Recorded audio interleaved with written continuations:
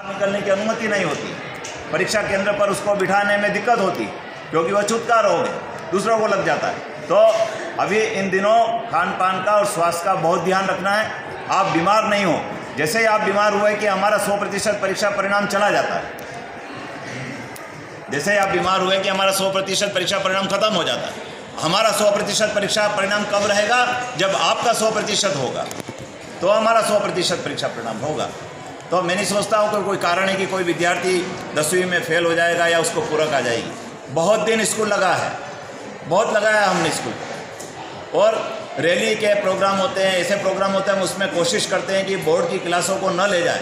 हमने ये भी किया, और ले जाना भी पड़े तो हम इक्का दुक्का क्लास को ले गए, ये भी प्रयास किया। हमको आदेश आता है कि साहब आपको बच्चों को रैली में लाना है, तो हम उसमें तय करते हैं चलो इस बार 11वीं की फला क्लास जाएगी, इस बार फला क्लास जाएगी। सबको नहीं ले जाते। उसके पीछे कारण भी ये होता है कि अधिक से अधिक बच्चों की पढ़ाई संपन्न हो और वो कोर्स को पूरा कर सके। तो हमारे सभी शिक्षक साथियों ने कोर्स पूरा करा दिया है।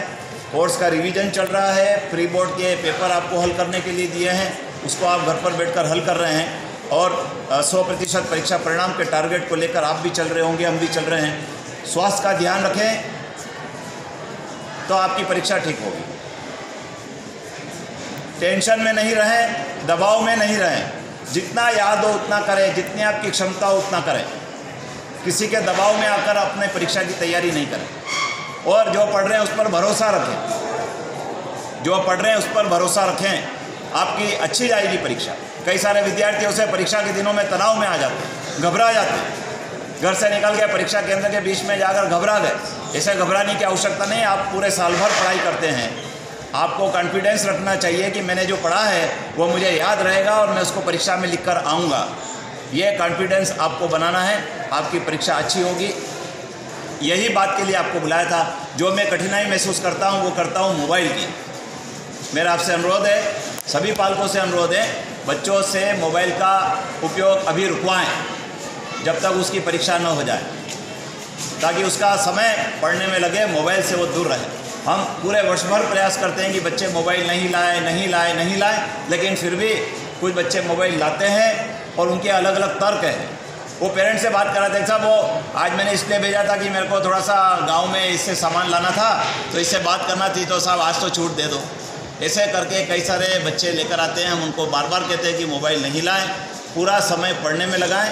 तो आप भी घर पर मॉनिटर करें कि बच्चे मोबाइल का उपयोग नहीं करें परीक्षा के दिनों में। और माध्यमिक शिक्षा मंडल ने एक नंबर भी जारी किया है।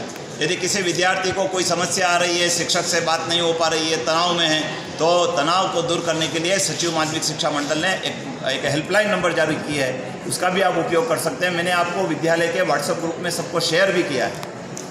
और माध्यमिक शिक्षा मंडल ने कापियाँ बदल दी है, कापियों की पृष्ठ संख्या बदल दी है।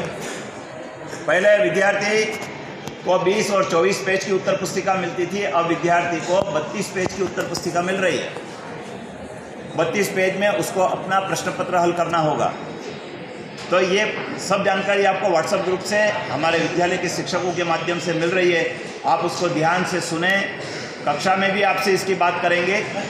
अभी जो स्कूल का जो शेष दिन बचा है, इसमें हम आपको कक्षा में भी बताएंगे कि उत्तर पुस्तिका कितने पेज की मिलने वाली है और किस प्रकार से आपको उसका उपयोग करना है। पहली बार यह व्यवस्था को बदला है। OMR शीट लगी हुई उत्तर पुस्तिका भी आपको कई सारे विषयों में मिलने वाली है। आपका जो गणित का विषय होगा, जो सामाजिक विज्ञान का विषय होगा, जो विज्ञान का विषय होगा 10वीं का, इन तीनों में आपको OMR शीट लगी हुई उत्तर पुस्तिका मिलने वाली है, जो पहली बार माध्यमिक शिक्षा मंडल के द्वारा उपयोग की जा रही है। उसका भी हम आपको प्रशिक्षण देंगे। आप विद्यालय में इन दिनों आते रहें लगातार। ये जो दिन है, विद्यालय के पालकगण से भी अनुरोध करूंगा, ये जो विद्यालय के शेष दिन बचे हैं ये बड़े महत्वपूर्ण हैं। इसमें हम माध्यमिक शिक्षा मंडल ने उत्तर पुस्तिका में क्या परिवर्तन किया है उसके बारे में बच्चों को क्लास में बताएंगे, और उत्तर पुस्तिका भी बताने वाले हैं कि कैसे उत्तर पुस्तिका आएगी और उसका कैसे आपको उपयोग करना है। तो आप इन दिनों निरंतर विद्यालय में आते रहें, ताकि परीक्षा के दिनों में आपको किसी प्रकार की कठिनाई उत्पन्न न हो। तो ये जो मुझे बात कहना थी आपसे कही है, और मुझे प्रसन्नता है कि आप इतनी बड़ी संख्या में पालक यहाँ आए हैं। आपने चिंता की है कि आपके पुत्र या पुत्री को सही विषय का चयन करवाना है और इसी स्कूल में आप रखना चाहते हैं, शायद इसीलिए आपने इतनी बड़ी संख्या में यहाँ पर उपस्थिति दी है। अन्यथा हम लोग पालकों के लिए तरसते हैं, मेरा ऐसा अनुभव है। हम लोग पालकों के लिए तरस जाते हैं कि पालक क्यों नहीं आ रहे, पालक क्यों नहीं आ रहे। पिछली बार भी हमने बैठक की थी, उसमें हमने पालकों को बुलाया था, बहुत कम आए। तो आप आए हैं, हमें बहुत प्रसन्नता है। पूरा स्टाफ हमारा खुश होता है आप लोगों को इतनी बड़ी संख्या में देखकर कि हमने पालकों से बात की है, उनको संकाय चयन के बारे में मार्गदर्शन दिया है, आवेदन पत्र के बारे में बताया, स्कूल की व्यवस्थाओं के बारे में बताया। अब कुछ बच्चों ने आपसे शिकायत की होगी संभवतः